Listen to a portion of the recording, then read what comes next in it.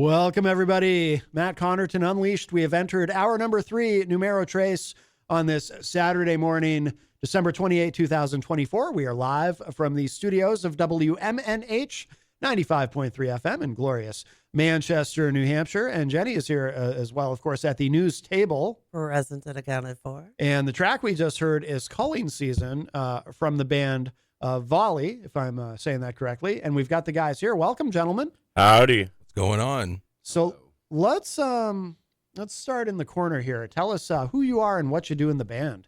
My name is Sean, and some people know me as Skeet Three Pan, which is it's a long, stupid story, but which I will ask you about because I'm very curious. Fantastic news.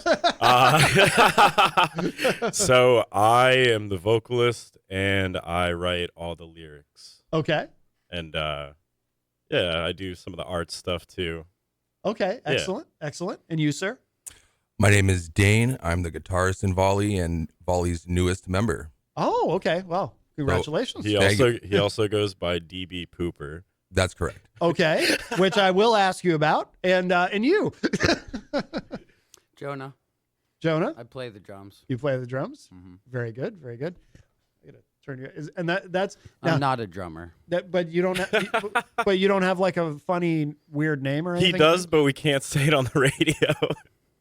Oh, gotcha. Yeah. Jonah, Fee, Fi, Fafona, Bona.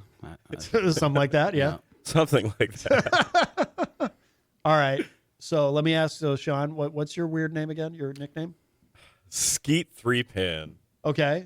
So I went to Taco Bell many, many moons ago after having a few drinks, and I told them, because they asked my name for the order, and I said my name was Scafon with a K. Yes. And they spelled it as Skeet Three Pan, and they yelled Skeet Three Pan to call me over for my order, and it just stuck from there. So I love that. Yeah. That's great.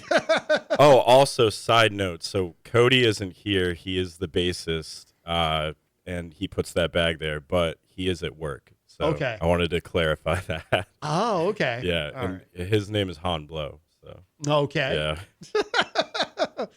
All right, and where'd your funny name came from? What was it? Or is that a story you can tell on the air? Well, it's easy because first off, the name is DB Pooper. Yes. Don't forget, and it was given to me by these gentlemen. So okay. Oh, okay. But it's an honorary name, so I'll take it with pride. Okay. How long have you been in the band? You said you're new. I want to say since like Halloween. Okay. Oh, very like maybe like a couple weeks before Halloween. Yeah, our first show with him was Halloween. He had maybe 3 practices with us prior to, and he just picked it up like that immediately. Yeah. So, oh, very good. Yeah. How long has the band existed? Technically since Summer 21. Summer 2021. Yeah. Oh, okay. So it's been a while. Yeah, so we started the band, it was just Jonah and I. And we were in the room of my old apartment.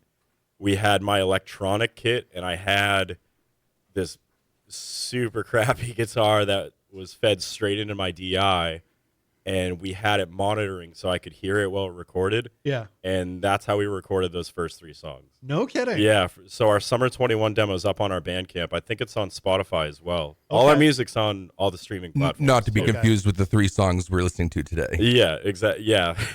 There's quite the difference between the two sonically alone. But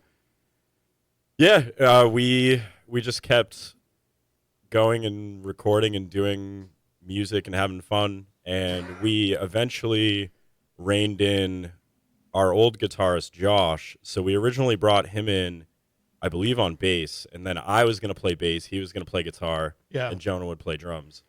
And he really reined us in, because when Jonah and I play together, we just play as fast as humanly possible. Yeah. So Josh was kind of our metronome. And then after we reeled Josh in, he suggested that we get Cody on bass. And right from the get-go, it was like 4 friends in a room that have known each other forever. Oh, that's like cool. we were doing more joking than actually making music. So it was like it was a very nice fit. And I want to say a month after that, month or two, we recorded all of the tracks that are on our album Rough Cuts. which Okay. it's no misnomer. They're all like room recordings that I ripped the audio from the video of. So they're not. Wow. Yeah. I bootleg all of our music. That's very punk rock. It really is. So Jonah actually had this huge cassette deck because we put all our music on cassette. Yeah. Like we hand did it. And Wow. yeah, that's a whole thing. But Jonah and I were using his cassette deck because mine, I just have like the little single cassette one you'd bring to like a college lecture in the 90s. Yeah. So it's not the best. And we tried his, and for it to record it, I forget exactly what it's called, but it'll take like Speed dubbing. Speed dubbing, yes. So his has speed dubbing, so it'll take like a 2-minute song, and it'll record it faster. Like it plays the tape at a higher speed while it's recording. Yeah. Yeah, but when it does that, you can actually turn the volume on and listen, and it sounds like the Chipmunks. It's Yeah, amazing. yeah. Yeah. But Vauli and the Chipmunks. Yeah. I've heard of that speed dubbing, but do you lose quality when you do it that way, or does anything? I would imagine. Yeah, I yeah. would definitely imagine so, but we we weren't There exactly. wasn't much quality to lose. Yeah, exactly.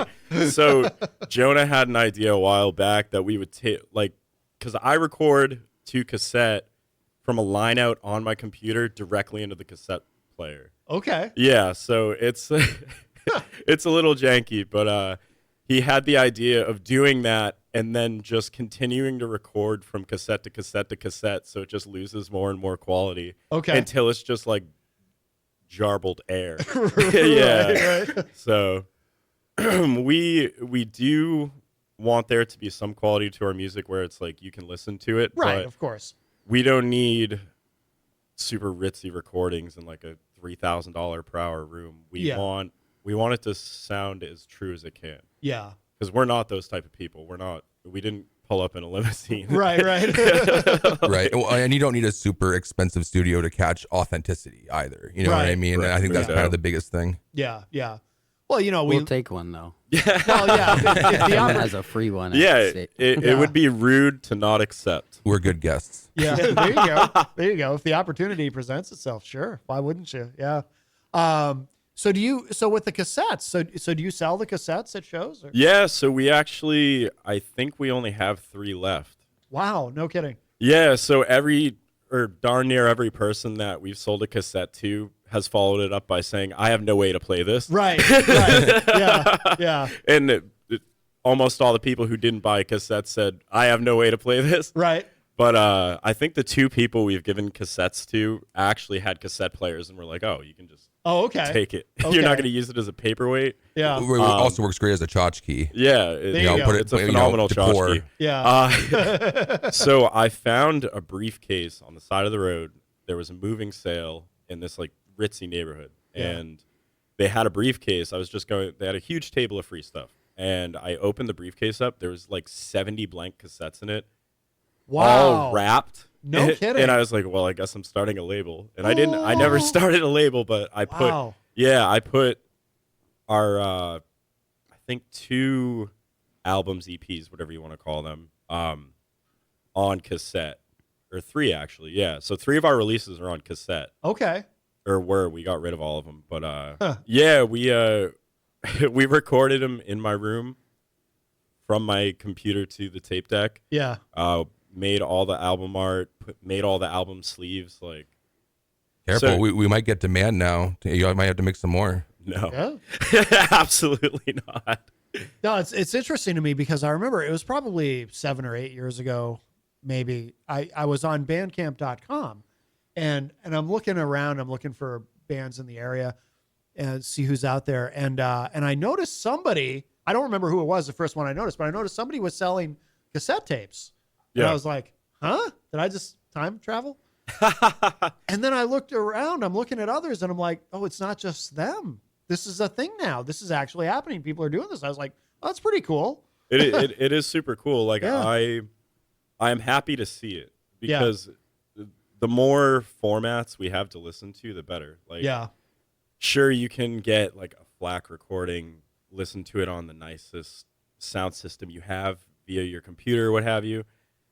I still love the emotion behind the music that was recorded onto cassette. Mm-hmm. You know, not to discredit the stuff that's overproduced, if you will. But Yeah. it's just, it feels more authentic. I know what you mean. Yeah. Yeah. It's kind of almost how like vinyl had like a resurgence lately, and you know, now cassettes. And I bought my son like a whole bunch of CDs and a boombox for Christmas. And Yeah. he's 10, and you know, he didn't grow up with CDs, but he's listening to his room, and he pops them in and listens to the tracks, and he's really liking it. So it's cool to see that. Yeah. Yeah. Well, ultimately, you know, people don't know that the quality. I mean, I think vinyl sounds better than anything, right? Yes. Nothing beats Yeah, the warmth of vinyl's vinyl. great. The vinyl sounds better than a CD, and a CD sounds better than a WAV file, and a WAV file sounds better than an MP3, and so on. You know, but I think a lot of people just don't realize that. Yeah. You know, but And they all sound better than a tape.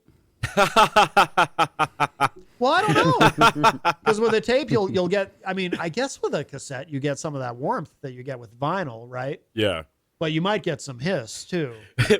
I feel like with vinyl though too, with you know, amongst other things, it's like the ritual of doing it. You know, taking it out of the sleeve and you're reading everything, and you put it down and set the needle and all that. So it's you know, it's the ritual of it all. Well, my theory too is I think probably most people who buy vinyl never open or they open it, but they don't play it. Yeah. Like just like with the cassettes, you know, if someone's like a really big fan, you know, they might just want it to have it. Yeah. But they have nothing to play it on. And I strongly suspect that most of the people who buy vinyl don't even have a record player. Right. I'd have to agree with you. Yeah. But it's I think it was 2022, I think was the first year that vinyl had outsold CDs. Yeah. In forever. I think it was 2020. They're everywhere. FYE, Newberry Comics, everywhere you go, there's records. Oh yeah, I haven't even Target. Even at Walmart, I've seen vinyl. They've got like a that little... is the funniest part of it. Like when you start seeing a certain type of product being sold at Walmart, that's when you know it's like, oh, this is definitely a thing now. Got to go to Walmart for my George Strait CDs. Yeah, it is. So I worked at FYE, which before that was Strawberries. I don't know if any of you guys remember Strawberries. No. But that was a record store that FYE came in and bought. But there were Strawberries locations all over New England. And I remember when I started there, we still had cassette tapes. Yeah. And it was interesting. One of the things that I always found fascinating was to see, you know, older technology. You know, people make all kinds of predictions about when it's going to go away, but then does it actually go away? Yeah. You know, and cassettes, even at that time, hung on for a lot longer than I would have expected. And I think the reason was they were still selling new cars with cassette players in them. And then once that stopped, that's when we didn't have cassettes anymore in the store. Yeah. So it's wild to see them come back. Yeah. And of course, vinyl, which never went away. It's funny. People talk about vinyl like, oh, vinyl is back. And it's like, well, it never stopped. Yeah. Right. You know? Right. They never stopped making vinyl. But I have a record player in my car. do you really? No. Oh, okay.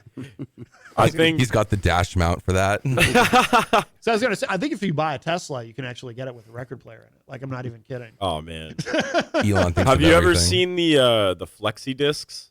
No, I don't think I have. So it's basically like plastic, the thickness of a soda bottle, like a 2 liter of soda. Yeah? And I guess they used to give them out in boxes of cereal, but I got one from one of my favorite bands. They all do it all DIY, and I bought this record. I've never seen a flexi disc before in my life, and it's just like a sheet of plastic. It's so thin. And I pulled it out. I'm like, did these guys like pull a fast one on me? Is this a joke? And I put it on. It actually plays, and I looked it up. So flexi discs are like very low quality. The quality is terrible, but they're definitely a novelty because it is cool to see this thing and be like, I can play music off of that. No kidding. Yeah, I definitely recommend looking at. And you looking them can up, just play it on a record player? yeah, you can play it on a record player, and they're like, I was looking into how much it costs to get a run of them. It's not worth it. There's more labor involved than you would imagine for that tiny little piece of plastic, but Yeah. Because there's probably like one place in the entire country that does it. Or yeah, something, right? there's not a high demand for flexi discs for a reason. Yeah. It'll give a new meaning to lo-fi. Yeah. Yeah. Is it the size of a full record, or is it? Like, I believe they make some that are the size of a full record. The one I got was like a 7-inch. Okay. So yeah. Wow, that's wild. Yeah. I'd never even heard of that, which surprises me. But that's cool. I'm gonna have to look that up. I'm super curious now. But you guys you do CDs too, right? Or do you? Have we ever done a CD? We have yet to make a CD. Okay. Okay. I'm working on it. Yeah. But is that I assume that's the plan for the new? It's an EP, right? The new Yeah. EP? So it's gonna be a 6-song EP. It's gonna be coming out January 24th. Funny enough, we're playing at Kodo in Lowell January 24th with our good buddies Street Trash. Okay. And the Lipstick Boys, the Lipstick I believe. Boys. Yep, the Lipstick Black Boys. Hatch. And yes, the Black Hatch. Oh, yes. So that should be a good time. I think it's gonna start at 9. It's on our Instagram. But yeah, 6-song EP on the way. Very and good. we are going to put it on CDs. Okay. Yeah. Theoretically. Realistically, it's gonna be a CDR that we burnt it onto, and I just wrote on with Sharpie on it like, this is it. But yeah, I'm a big CD fan, so I'll definitely be getting one. Yeah. However, that needs to come to fruition. Yeah. That'll be $5. Okay. I love the CDR idea. Yeah. What- Well, I've done it before where I printed out the it's like a sticky label you can put right on top of the CD. Yeah. So I can make it look a little more Yeah. professional. Yeah. Yeah. But Oh, that's funny. When I first started doing this, because I started, actually, when did I start interviewing bands? Like back in 2008, 2009. This show hasn't existed that long, but I was doing it for a while before I was at WMNH. And when I first started, like, people hadn't even gotten really comfortable yet with sending things via Dropbox and Google Drive or just attaching files to an email. And occasionally, like, guests would show up. The move was they'd have a CD that they burned with the music on it that they wanted to play, and they'd write on it with a Sharpie. And then it wouldn't even be in a case. yeah. They would hand it to me. They'd put the CD on their finger and be like, here you go. I've heard you tell this more Yeah. for sure. That drives me crazy. And that would happen all the time. Well, if you have kids too, like, with like any like Xbox or PlayStation disc, like if it's not in the machine, that's the last time it'll be in the machine. Right. It'll never work again. Right. Yeah. So Good luck. it's nice to have technology to, Yeah. we actually have a CD player here, but the only one who ever, I don't know if you guys know Rob Azevedo. He hosts a show here called Granite State of Mind, and he uses it, but he's the only one. I've never even used a CD player. That's sick. But the technology is wonderful to have. So where did you guys record? So the new EP, the 6 songs, and did you record it the same way you've recorded everything else, or? No, so we actually we bucked up and started paying for studio time instead of just recording it with a crappy camera in the garage. Yeah. So we recorded it with our good buddy Axel. He helped us bang it out. It took Axel. I only know one Axel around here. Axel Bagley. Yeah, the very same. The very same. Yeah. All right. Yeah. He's a great guy. Yeah, he, as I told him several times, he's an absolute wizard. Yeah. No, he is. We love Axel. Yeah. So if he's listening, shout out to Axel. For Love you, sure. buddy. Or more specifically, Pacifico. Don't know what I mean. Pacifico. Yeah. So it took us about 7 or 8 hours to bang it all out. We did the drums all in one night. Then we did guitar and bass the next night. Then we did vocals. Okay. So it was. I'm still getting over being tired from all of that. Yeah. Because that was the week before Christmas is when we really started hammering it down. So Okay. it was a busy time to be doing that. Yeah. If I'm not mistaken, I want to say that's the first time we've all experienced that kind of like recording process. So Yeah. it was, you're got to be on point and, Yeah. get in, lock down and lock in. So Yeah. I've done it once before, Okay. but it was maybe 4 hours worth of being in the studio, and I was on drums the entire time. So it was like I was in a completely separate room with headphones on, and that was the first time I ever had to do that. And I'm Yeah. like, this is the weirdest thing. It is weird, isn't it? Yeah, it's so weird. Yeah. Yeah. Oh, that's cool though. So that you recorded with Axel. Where did the place in Nashua? Yes, sir. Okay, excellent. Yeah. Yep. That's outstanding. You guys ever play there at Terminus? So I have been talking to actually another shout out, my good friend Sim. So she just started. Sincere? Yeah, the very same. Yep. Your people know my people. Oh, yeah. It's a small scene. Yeah. So she reached out to me recently about potentially getting us booked there in 2025, and I am quite excited. Yeah. Because my old band actually used to practice there. Oh, no kidding. Yeah. What band? So it was Putrid Lizards at the time, and then That's a great name. yeah, we went through several name changes. It was certainly an interesting period of my life. Putrid Lizards strikes me as the kind of name where you're probably pretty safe that somebody else isn't gonna, come after you and say, "Hey, we already have that name. We're gonna sue you." Right? Am I right? Yeah. Yeah. Correctamundo.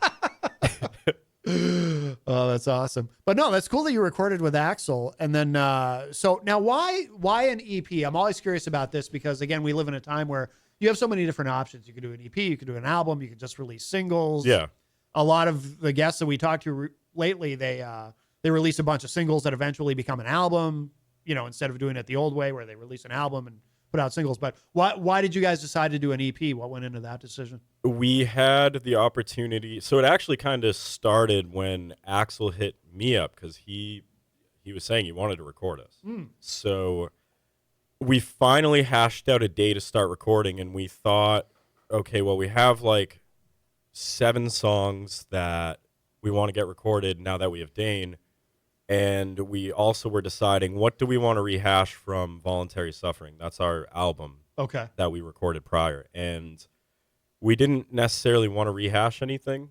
So we went forth to start recording those 6-7 songs. It was 7, but one of them we scrapped for now. But we recorded them and felt like this is exactly it. Like, this is how it should be. We shouldn't add more. We shouldn't redact anything. Like, it kind of all collectively felt right. It sounds how Vauli should sound, I think. Exactly. And it's like, you need to know how much to pour into something. You don't want to over pour and overfill the cup, Yeah. So yeah, that makes sense. Yeah. That makes sense. Actually, it's kind of nice, right? When it's sort of organic, when the answer just presents itself, it's like, this feels right. This sounds right. Yeah, exactly. It should be fun, and you don't want to get to a point where like you're agonizing over every silly little thing that's going on in the recording thing too. I mean, we want to rock out and we want to sound good, but we're not like gonna lose our minds over it. Right. Yeah. No, that makes sense. I don't know what the difference between an EP and an LP and an album is, so I'm glad Sean answered that question. Oh yeah. I don't know if he really answered it or not. I don't know anything. I ramble, dude. I think it's very subjective, like, because especially in punk rock, you have like 9-minute long songs. Right. So is the standard set on the amount of tracks, or is it set on the length in terms of I never thought about that. Or is it a beginning to something else that's going to come out? Because you can have you have these crazy Norwegian black metal bands that have songs that are like 13 minutes long. Right. And they have 3 songs and they're like, I'm not going to do death vocals on there, but just to picture it, but it's like, this is an album. Like, right. Dog, it's 3 songs. Like, but if it's an hour long, it's hard to argue with exactly. them. Yeah. That's what I mean. Yeah. Like, AFI has an EP and it only has 4 songs on it, but it also slaps. I feel like that's typically what you find on an EP is like anywhere from 1 to like 7 songs, and then there's that weird like limbo 7 to 9 songs where it's like you're curious of what you are, I suppose, and then you have anything past that where it's like that's an album. But we could be funny and do like a 26 song EP. I think we have it in us. We could definitely have it. Now that we know, and then the recording process and all that sort of thing. I feel like that's possible if we wanted to do like a 13, 14 song thing and have it be an bad EP and legit. Yeah, a 26 song single. Yeah, yeah, double album. We're never putting out another album. We're just gonna put out EPs. How many songs do you guys have? It sounds like you guys have a lot of songs, right? Jeez, I don't know. I never really thought about it. Maybe roughly. And it gotta be in the 20s. Yeah, somewhere in the 20s, yeah, like quite a few. And that's involving like the half-written ones the ones that we've played works in 1,000 times. progress, Yeah. stuff like that. Yeah, yeah. Covers of bands no one's ever heard, so we just call it our song. Yeah, we That's a good thing about doing we're obscure like covers. we're like we need to learn covers so that when we're at shows, people will at least recognize something. Right. That was our logic behind it, and then we're like, let's cover the like lowercase B-sides from every band that like the four of us dig rarities no only. one knows. Yeah. I mean, well, people know Nirvana, but they don't know Tourette's by Nirvana because we cover that. Right. Yeah. When I first got in the band, I thought Floyd the Barber was a song that they wrote. Oh, really? That Vauli wrote instead of Nirvana. I was like, wow, you guys have great songs. And they're like, thanks, we didn't write it. Yeah. That's awesome. That's awesome. I was in a band that we did a Kiss cover called Hate, and like only the most diehard Kiss fan would know about that song. It's like from their most obscure It album. doesn't sound like a Kiss song. Right. It doesn't. Yeah. And but we would play it, and we never told anybody. And nobody knew. Like nobody ever came up to us and said, "Wow, I can't believe you're covering. That's like the most obscure Kiss song ever." Like literally nobody ever said it to us. Yeah. And we just we just put it in the set because we liked it. And, it's funny how that can work out. What do you guys do for covers? So we got Misfits, Nirvana. Yeah, we have old hardcore. Tourette's by Nirvana, Floyd the Barber by Nirvana. We do Molly's Lips, which is a cover of the Vaselines that Nirvana did. Oh, that's a double cover. Yeah. We were working. Oh, Paper Planes by MIA. No kidding. Yeah. That's kind of cool. It's a goofy one that we do. It's a crowd favorite. For sure. What do you do about the gunfire? Does everybody clap their hands or something? So I'm glad you know the song. Yeah. So for the gunfire, Jonah just hits the snare, and I do like weird little woodly woos with my voice. Yeah. So yeah. We thought about, though, if we were to record that cover, we'd actually use real guns. Right. Well, yeah. You want to. I mean, that's like the punk rock ethos. Yeah, You exactly. gotta keep it real. So I saw one of the funniest things I've seen. It was on YouTube, and they did Paper Planes by MIA, but if they used muskets, it's so funny, dude. I have to see that. It's amazing, man. Because there's one shot that's licked off, and then it's like 2 minutes of them packing it again. Really? Yeah, it is hilarious. Oh, that's fantastic. Wow. That's great. That's great. Whose idea was that to do that? Oh, dude, I have no idea. Yeah. It's someone on the internet graced us with its presence. Yeah. So that's awesome. That's awesome. Oh, so where does the name come from? Vauli? Am I saying it right? Yeah. So I was listening to a podcast about, I think it was World War I, and because I listen to like random podcasts every day when I'm working. Yeah. And they were talking about the method of attack of volley, and Jonah and I were jamming at the time, and that word just resonated with me and stuck in my head. So I told him I wanted to try to use that name, and he's like, I definitely dig it. We have to spell it differently though. Okay. That's why it's spelled the way it is. And like, we've gotten the funniest pronunciations. I'm glad in the email you asked me like phonetically, how do you say that? Yeah. Because most people call us Vauli, and I get it. That's what I thought. Or Valley, like Valley Girl. Yeah. But I didn't know. Yeah. Like I saw that and I was wondering, like, is it the name of a place or, I didn't know. The only other thing I found online is some like Italian muffler I manufacturer. saw that. Yeah, they make Yeah. like custom exhaust for your like It's for like Alfa bikes. Romeo or whatever. Yeah. So do people you said people mispronounce it. Does anybody ever spell it wrong, like on a poster or something, or online? no, we haven't encountered that yet. That's so the main reason is most of the flyers I make. So I guess I lucked out with that. But the flyers that I didn't make, we haven't had it spelled incorrectly yet. That's good. Because there's more communication that happens online and like with our Instagram right there. Yeah. So it's like, I would hope you wouldn't spell it wrong, man. 5 letters isn't too hard. Yeah, but Right. if someone was like doing speech to text, it'd just be like volley, like a volleyball. We actually we were joking about for our merch making volleyballs. So That's a good idea. Yeah. That's a good idea. I like that. Why not? Now, so Sean, you write all the lyrics? I do, yes. Is there like a theme, or does it vary? It varies. I kind of just write what I'm feeling. Yeah. I don't necessarily fixate on a topic. Like I don't give myself a topic to write about when I'm writing. I'll see like a word on the wall or something in the newspaper, something on the TV, just one word, and it lights a fire into my butt, and I just start writing. Yeah.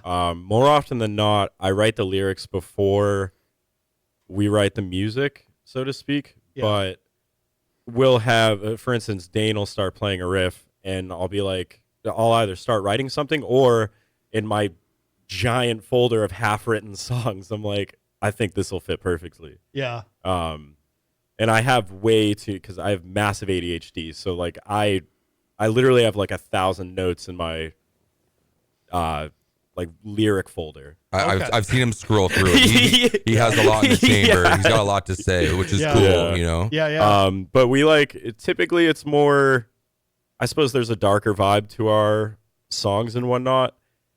I wouldn't necessarily call myself a misanthrope, but I would say they're a little misanthropic. Right. But it's very cathartic for me to write lyrics and then yell those lyrics with my best friends. No doubt. Yeah. It's like there are bad things that are happening in the world, but we're having a ball. However, I'm cognitive of the fact that there's bad things going on, so maybe I'll tell some people. He stole the chorus of FTPM from me. Yes, I did. Okay. Yeah. Yeah, Jonah. That's my only contribution. His only lyrical contribution. Okay. Yeah. Okay. I'm curious about the ADHD. Does that, and there's a specific reason I'm asking, but does that help you? Like, do you feel that that helps you in terms of writing and creativity? Is it an advantage somehow? Yes and no. It's like it's a very black and white yes and no. It's either it depends on like there's so many factors like what I ate during the day, how my mood is going and whatnot. Oh. But I'm either a hurricane of just starting things and not finishing them, like back to back to back. I'll start sweeping the floor and then get distracted and do something else.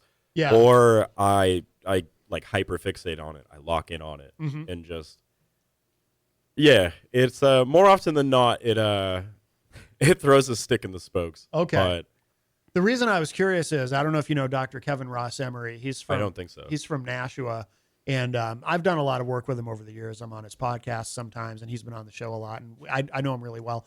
But he's done a lot of work in the area of ADD and ADHD, and he's written some books. One of the books is called Managing the Gift. Yeah. And in it, he talks about how it can actually be an advantage if you play it right, and how, you know, a lot of creative people, you know, have ADHD, and a lot of very successful entrepreneurs, you know, and there's a spectrum and so forth. But yeah, he talks about how a lot of musicians, you know, that it can, again, if you use it to your advantage, it can help you with your creativity and coming up with concepts and then expanding on them. And I think if anything musically that it's helped with, it's playing the drums. Really? Because I am always tapping on stuff like nonstop ever since I was a little kid. Yeah. I'm the same. I'm not a drummer. I'm a bass player, but I'm constantly tapping. I when I first started playing drums, that's how I would like write most of my drumming and learn and practice was like in class I would be stomping my foot, tapping my right hand, tapping my left hand, and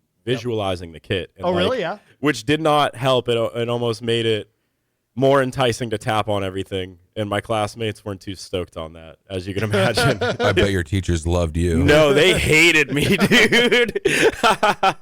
Oh wow. Well, that's too bad. Because they should have been. It'd be nice if they were supportive. But teachers don't always know what to do. I had a tough time in school too. Yeah. Did you? Yeah. Well, for sure. Yeah, I was always getting in trouble and being a menace and causing a ruckus. And, you know, but it's all how you turn out in the end, I suppose. Yeah, exactly. How about you?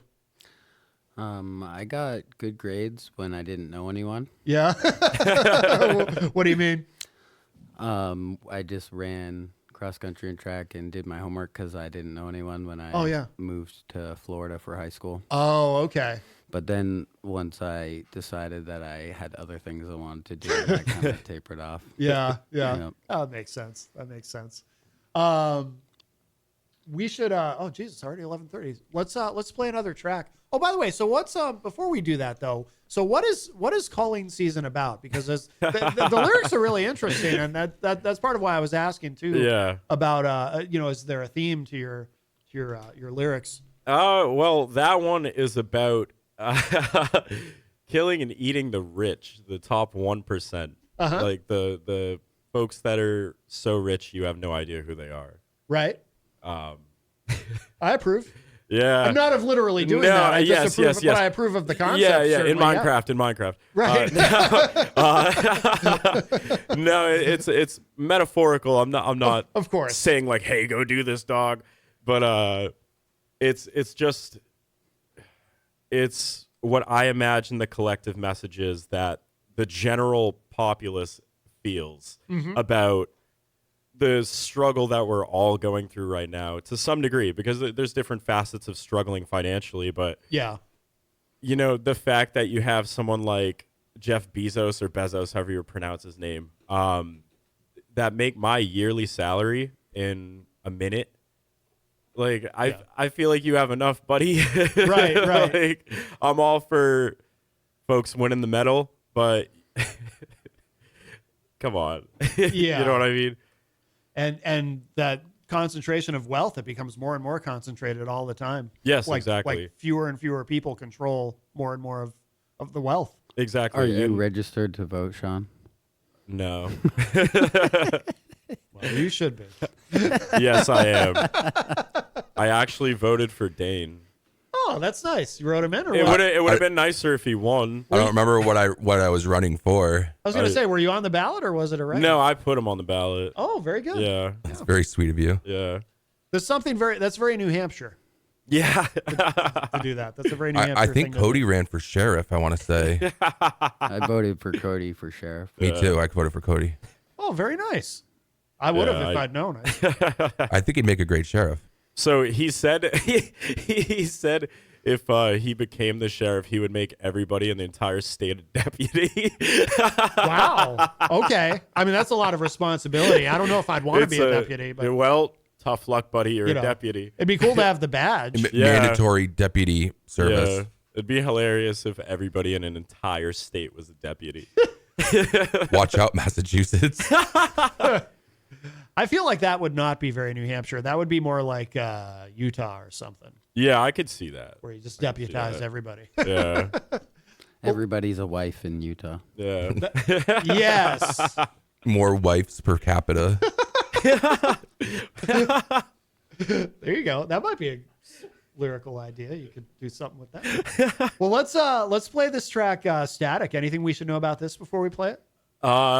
If you come see us when we're playing this live and you don't yell along to the part that you'll know what to yell along to once you hear it, I'm going to be pretty sad. Okay. All right. Fair enough. Check it out. This is Static. The band is Vauli, and they're here with us live in studio.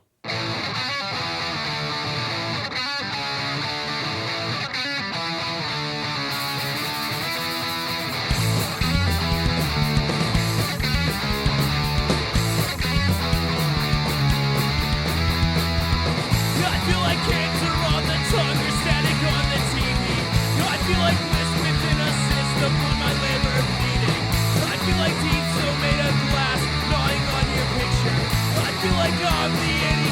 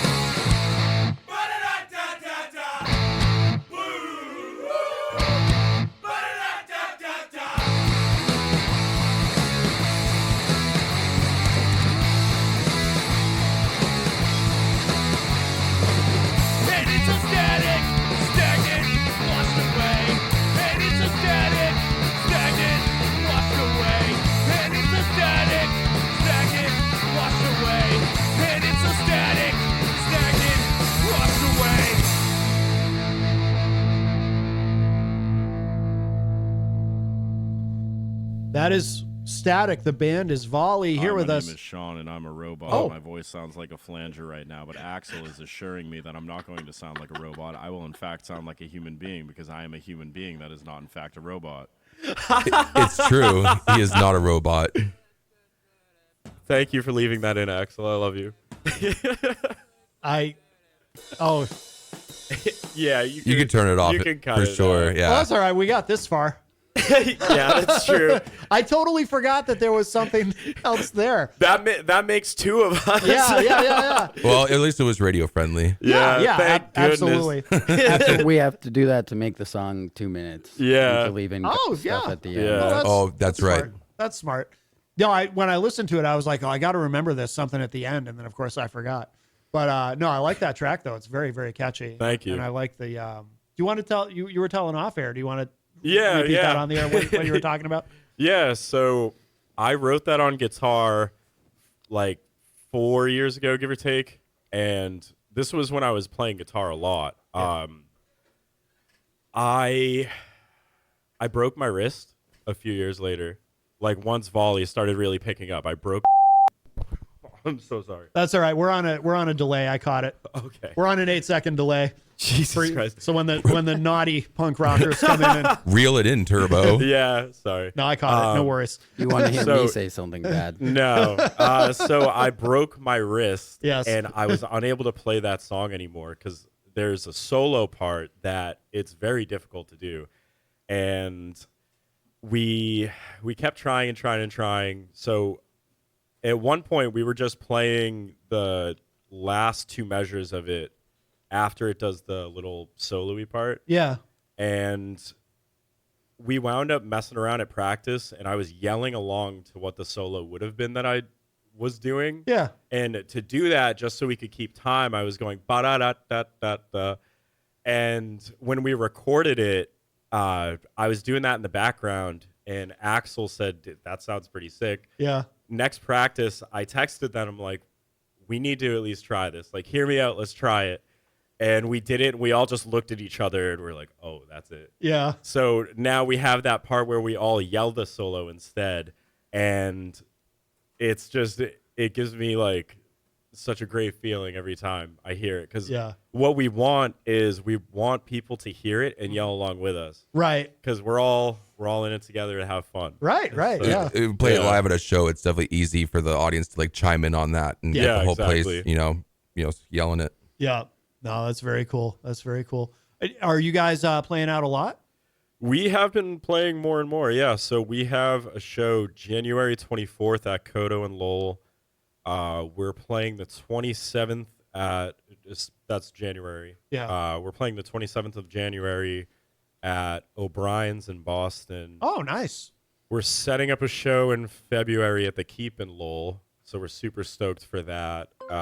We have been playing out quite a bit. Excellent. This will be our second trip to O'Brien's. We just played with Already Dead and Dave Strong a couple weeks Yeah. ago. Oh my God, we- that's Yeah, awesome. yeah. Big shout out to both of them. We love Absolutely. Yeah, we love Dave's been on the show a couple. Dave's amazing. I love Dave's Dave the man. Strong, and Yeah. and we had Already Dead on. I don't know, maybe 6 months ago. yeah, yeah. They're fantastic. They're awesome. They're such funny guys. Like Yeah. after the show is finished, we sat and joked with them for like 30 minutes. yeah, It was great. yeah, and they have some pretty sophisticated themes to their Yeah, lyrics. Absolutely.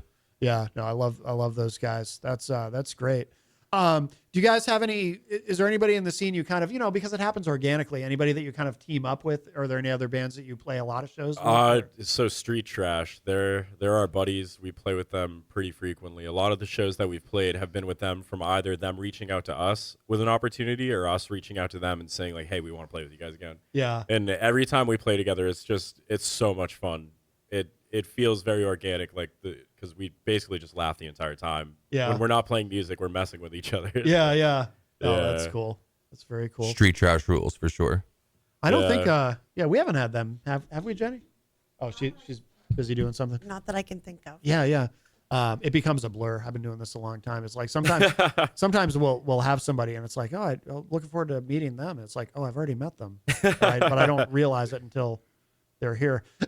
You know what I mean? Yeah, but no, but that's do you guys what about in the summertime? Do you plan to do a lot of shows in the summer? It seems like a lot of bands, that's when they're the busiest. So we are actually, we're hoping for a busy summer, but we're also trying to formulate, it's towards the end of summer. We're going to try to go to Japan.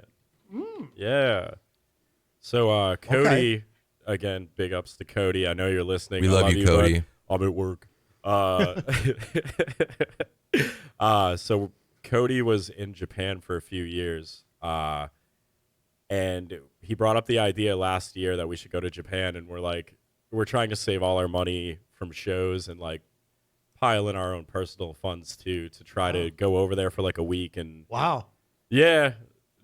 just have a blast. It seems Cody has like connects with some venue owners over there when he was stationed in Japan. And the punk scene in Japan is really cool too. It's like they're stuck in the 80s punk scene still. It's still really raw and still really, kind of that original punk vibe over there. Yeah. No kidding. I had no idea. Yeah. So once the EP comes out, we're going to send it their way and get them primed. Oh, wow. Yeah, the punk scene in Japan is really, really big. No kidding. Yeah. I wouldn't have guessed. Now, are there other American bands that go there to tour, that go to Japan specifically that you know of? Yeah, a good amount of them. None that I know personally. Yeah. But if there's a larger scale punk band that you can think of, they probably tour over in Japan. Okay. Yeah. Okay. There's a Facebook page too that it's all just what bands are coming through Japan and the dates and stuff like that. So no kidding. Tune into what's going on with that. That's wild. Are there any Japanese punk bands that tour here that I don't know about? So Otoboke Beaver, they're, I believe, all female punk band. I know it, if not all, most of the members are. It's like a female fronted punk band, and they are phenomenal. They're so fast and so like sick. Yeah. But they just got done touring over here. No kidding. Yeah, like a couple weeks ago. I didn't get to go see them. I was super bummed, but yeah, they're very, very good. Oh, wow. Yeah. Oh, that's pretty cool. Huh. It's interesting. Yeah, I had no idea. If you are just joining us, we have Vauli here with us live in studio. Hi. When does the EP? I'm sure you said it, but I can't remember. When does the EP come out, or do you know yet? So it's going to be releasing January 24th. January 24th. Yes, okay. sir. Which is the same night as the Kodo Lowell show. Yes, gotcha. That is Kodo in Lowell. Hey, is that a new place, by the way, Kodo? Because all of a sudden I'm hearing about it, and I didn't know about it. I'm not certain that it's necessarily a new place. I think it's new that they've started hosting music. Okay. I could be very wrong, though. So I just discovered this place because it's the first I started hearing of it, too. So there's a location in Lowell, and then there's a location in Salem. Oh, okay. Yeah. I want to say Street Trash just played in Salem last night. Yeah, literally last night. Friday night they played at Salem Kodo. Oh, okay. I'm gonna have to learn about that because I got yesterday I got a text message from somebody wanting to know if I had a suggestion for a band to play a show at Kodo and Lowell, and I'm like, Kodo? That's new to me. Yeah. So no, that's cool though. I mean, we need more venues. We always need more venues. We absolutely need more venues. There aren't too many around this neck of the woods. Union Coffee in Milford is it has a special place in our heart. Really? Yeah. Yeah. Shout out Union Coffee for sure. And big ups to Drew. I love you. Why is I've heard of it, but I've never been there. What's special about Union Coffee? So, it's a tiny little coffee shop that you would not expect an absolute hurricane of a punk show to happen at. For sure. Yeah. So last time we played there, it was too cold to play outside, so we played inside, or it was rainy, something like that. But it was pretty cramped in there, and it was just chaos. So, Street Trash actually brought this big inflatable pill that they threw up into the crowd, and people were smacking it around, and it wound up hitting one of the beer taps, and beer was spraying everywhere. Oh, my God. While they were playing, and it was like... That's the coolest thing I've ever seen. Right. It was a madhouse. Yeah, it was an absolute madhouse. And prior to that, we played outside, and it was just so much fun because that was the first show in a long while where I got to just do vocals. And when I can just do vocals, I run around like a madman. Yeah. Just like act like a crazy person. So yeah. Oh, that's cool. So the owners there were cool about the beer tap. Yeah. I don't think anybody really notified. I don't think any other venue in town, because there's a few restaurants and stuff where they have local bands that do cover know, songs and stuff like that. And I don't think anyone else would let that get away with that at their place, you know. Well, so yeah. So, but no one else least, is having as much fun though. Yeah, not so a chance. The Shaskeen in Manchester is sick. Yep. Yeah. I'm not certain of too many other places. I know there are other venues in Manchester. The Jewel. The Jewel. I'm talking about more like our type of venues. Places where you can do what you do, yeah. Yeah, the places where you go into the bathroom and the stall door was ripped off. That's where our music belongs. There may or may not be a Vauli sticker in the urinal. Yeah, right. I don't know who put that there. Oh my goodness, well. Yeah. So the EP's in January, and then are you guys already working on new stuff for the next one, or? We have actually several other songs that are like half written. Okay. That have music behind them too. Yeah. And we're always, you know, messing around at practice. So we just got done building our new practice space.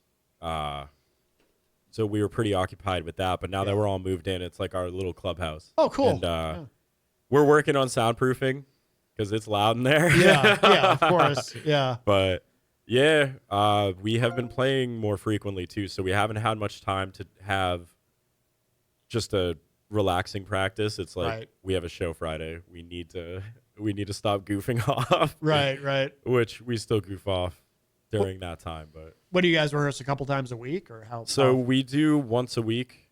It changes. So we were doing every Monday. Now we do every Wednesday. Not that people are like concerned with what day of the week, right. Unless they're trying to kill us, I suppose. But, And we had a show, and then now it's been the holidays, and you know, we've little disbanded. Yeah, the last couple weeks anyway. Yeah, so you have Thanksgiving, then you have like 3 or 4 weeks until Christmas. So that entire chunk, the past 2 months of my life have just been a carpentry. Blur. Yeah, carpentry, sleeping occasionally. Yeah. Recording music and taking care of my kiddo. Yeah. So yeah.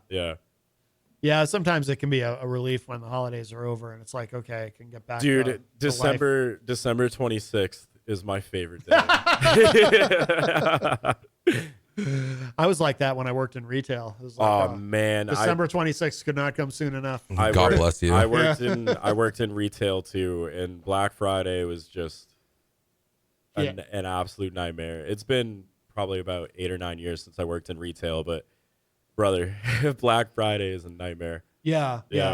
Well, when I worked for FYE, because strawberries had been bought by FYE, and that's a chain of stores that just won't die. Yeah. Every time it looks like they're done, they open a new location somewhere and they survive. But over the course of the span of the years that I worked there, like Black Friday was so just monstrously busy. But by the time I left that company in 2013. And by that point, Black Friday would be so busy at the beginning of the day. Yeah. And then by the time we would get to the afternoon, because online shopping is so big now, it would be just like kind of a normal day. Yeah. It really changed over the years. And I found that I didn't mind it as much because it was like not so overwhelming. Like when I first started there, it would be like Black Friday was super busy. And then every day it was super busy right up to Christmas. And then by the time I left there, it was like Black Friday was kind of busy. And then the rest of the time would be just kind of normal. And, and then you'd be wondering, are they going to close this location in January? Which often turned out to be the case.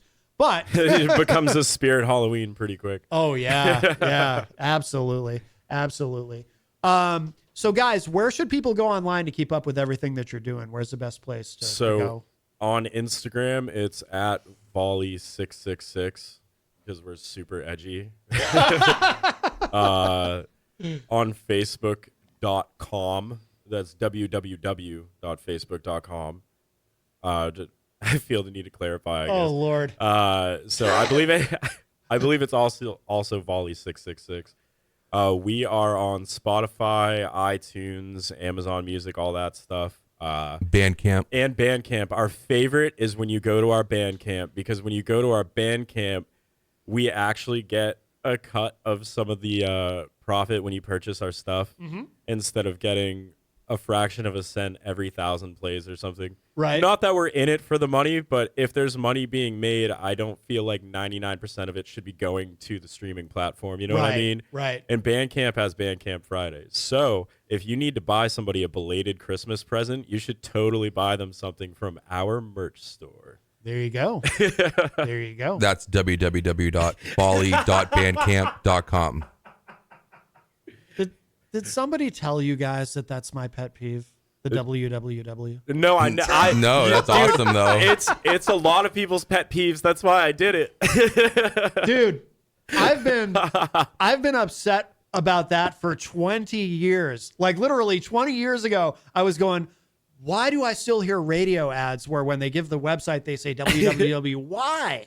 I could have said worldwideweb.volley.bandcamp.com. Is that actually what that stands for? World Wide Web, yeah, dog. Yeah. Okay, Yeah. I heard. I had heard that. I just wasn't sure if someone was just trying to mess with me or not. It sounds too perfect. I swear to you, 20 years ago, I was complaining about it. Like, why do people still say that? It's a rightful gripe. There's no need to say it. What about HTTP // You forgot the semicolon. Okay, I'll only say this publicly because I don't think he actually listens to the show. Dr. Kevin I mentioned earlier, Dr. Yeah. Kevin Ross Emery, he had an ad once. It was an ad for his book. I think it was probably Managing the Gift, an ad for his book that it wasn't on the radio, it was only online. Yeah. But it was produced like a radio ad. I swear to God, it actually said in the ad, go to HTTP. Oh no! It actually said that in the ad. That is hilarious. And I never And said you're any. still talking about the ad today, so Yeah. I think it was successful. Well, that's true. Whose Except grandmother's So- going to actually type that in? So what you're going to do is you're going to turn on your personal computer. yeah, I just. But the ad wasn't successful because I don't remember exactly what it was for. I just said it was for Dr. Kevin. You just remember his flub. But yeah, I just remember hearing him say it in the ad. For more information, go to HTTP. I'm like, what is happening? That's precious airtime Yeah. that you're wasting by saying all that. Exactly. Well, Yeah. that's why even today I hear it in radio ads, Sure. and Yeah. and I'm baffled. Like, why would you do that? Why would you waste that time? Anyway, I am wasted airtime. No, you're not, Jonah. We love you. well, I appreciate you guys coming in. This has been great. Thanks for having us. Absolutely, we will do it again in the future, Heck and yeah. we can close with this track, "Sleep." Anything we should know about this? So this song is about how I've just been dealing with massive sleep deprivation for 30 whole years. I have a very hard time sleeping, so I wrote this. And also, I don't know if my son's listening, but shout out to Mason, tax fraud. Sean's sleep situation is getting better, though. He was gifted a new mattress for Christmas. So shout out to a mattress firm, or I don't know who you want to. I don't know if we can do that. Sponsored. You can. I don't. Soft. I don't. Yeah, thank you to the manufacturer of my mattress. Well, From the person who coiled the springs to the person who stuffed it. Yes, very good. Well, it's probably all machines, but Well, We can hope. Hopefully, can- it wasn't we can hope. underpaid Yeah. workers. right, exactly, Yeah. exactly. Well, we'll play that in a moment. But Jenny, before we go, do you want to plug your website? Absolutely. You can come check me out at jencoffey.com, JENNCOFFEY.com for all my creatives and troublemaking. And links to your article. You've been And links to you've been in the many news. articles.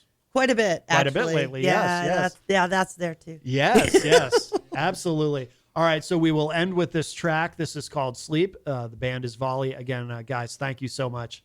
thank you. Good night. And if you missed any part of today's show, it will be up in just a little bit at WMNHradio.org and at my website, MattConnerton.com.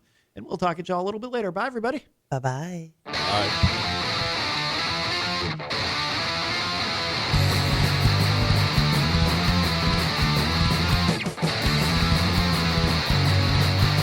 I cannot see falling asleep anytime in the near future. Social disease rewired me, figure of speech for anxiety. Lions they leap to feast on the sheep. Then I try to count before they are bloody. And in the dawn, my eyes